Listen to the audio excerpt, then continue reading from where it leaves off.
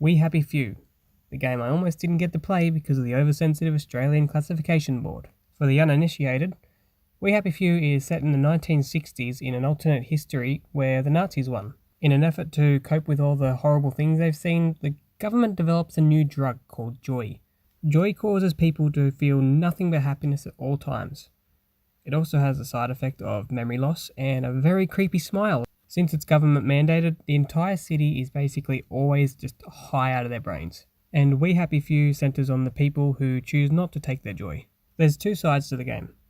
The first is outside the main cities, where everyone who can't or won't take joy is kind of abandoned and will attack on sight. On the other side, you've got the main city.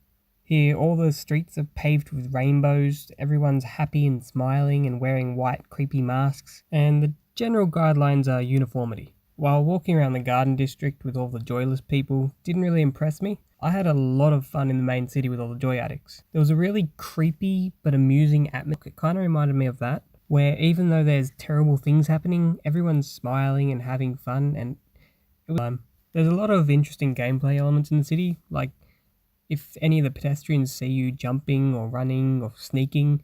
And these are people that are taking a drug that keeps them happy at all times, so when they feel uncomfortable, they tend to get very violent very fast. Which brings us to the main element of the game, which is sneaking. At all times, you need to be blending in with whatever crowd you're a part of. They have a name for the people who don't take their joy, they're called downers. And if you're running around and jumping or holding a weapon, they know you're a downer, so not only will the policemen attack you too. Most of the time, following the rules will keep you under the radar, but they also have machines that can detect when someone's off their joy. So in these cases, to blend in, you actually have to take some. Maintaining your joy level was an interesting feature. There's dispensaries all over the streets, so you can get as much as you want for free. When you take a pill, a meter rises. While that meter is there, you've got joy in your system and you can pass through all these machinery and generally pass off as a person who's taking joy. But when that meter runs out, you go into withdrawals.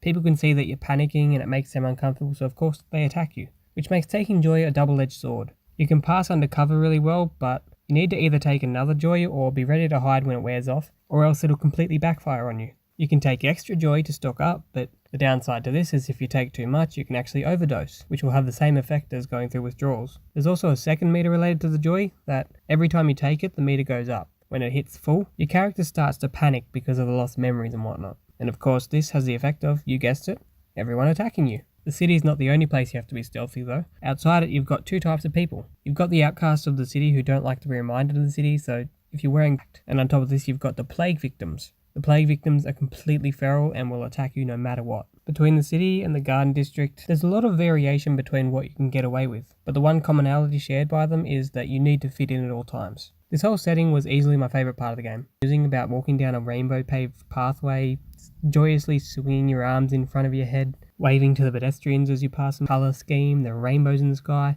all while dealing with the sinister underbelly of a drug-filled society who would rather kill a baby than deal with the unpleasant noise of it.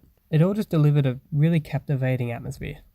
The graphics leave a little bit to be desired. It's not exactly the sort of thing you'd expect of a full-priced game, but they get the job done despite looking like an indie game with a high budget. As for the gameplay elements, I found them surprisingly enjoyable. The combat is really basic and your health is really low, which makes it really easy to die, but considering it's a stealth game, I think that's to be expected. But on the other side, the stealth isn't quite well implemented enough to carry the torch. The enemies follow really weird patterns. They'll suddenly turn around, they'll see you when they're not looking at you, and even though you're in a bush and concealed, it won't count as concealed enough to hide your presence. So it wasn't quite reliable enough to count on. Instead, I relied on a bit of a mix of the two. If the numbers were small, I'd try my hand at combat. If I was far away from where I had to be, I wouldn't really care about people seeing me. And if I was close to where I needed to be and had to be undercover, I'd use stealth. This was a bit frustrating at times. I mean, when I was close to an objective and I had some people chasing me, I would have much rather to just attack them, but I simply couldn't afford to waste my medical supplies.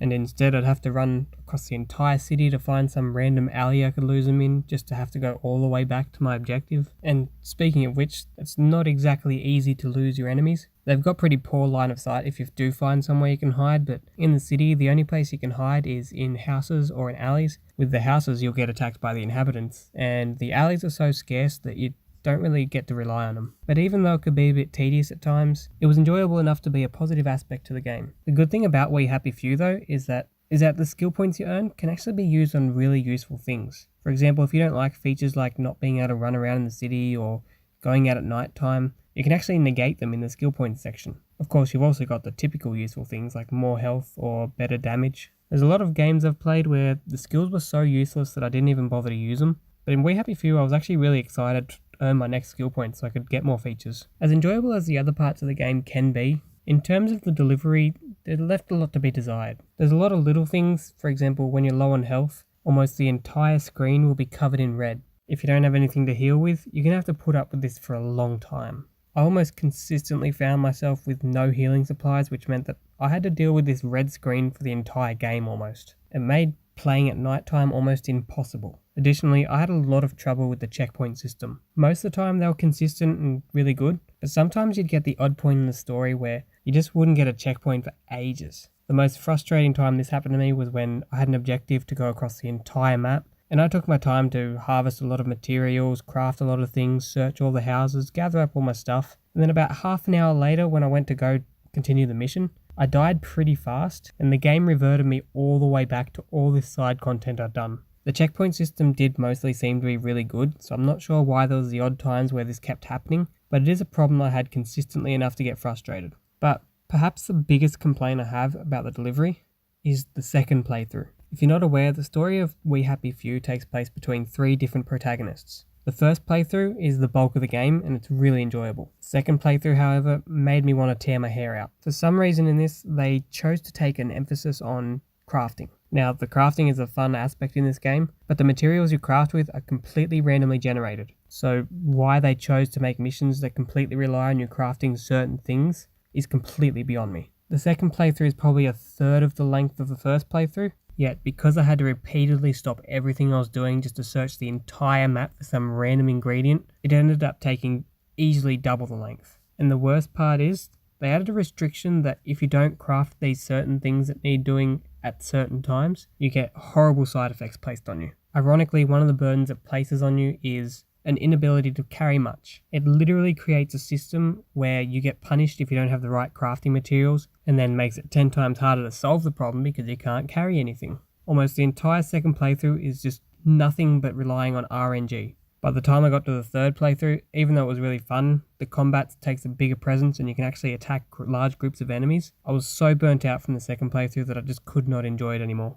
But I wouldn't let those criticisms talk you out of buying the game. Even though it had tedious aspects, if you look at the first playthrough as its own entity, it was a really enjoyable and creative game. As someone who's not a big fan of stealth games, I didn't have high expectations of this one. But nonetheless, the incredible story and atmosphere really made a fan out of me and I was so glad I bought this. If you find yourself even slightly interested in these elements, I don't think you'll regret purchasing it.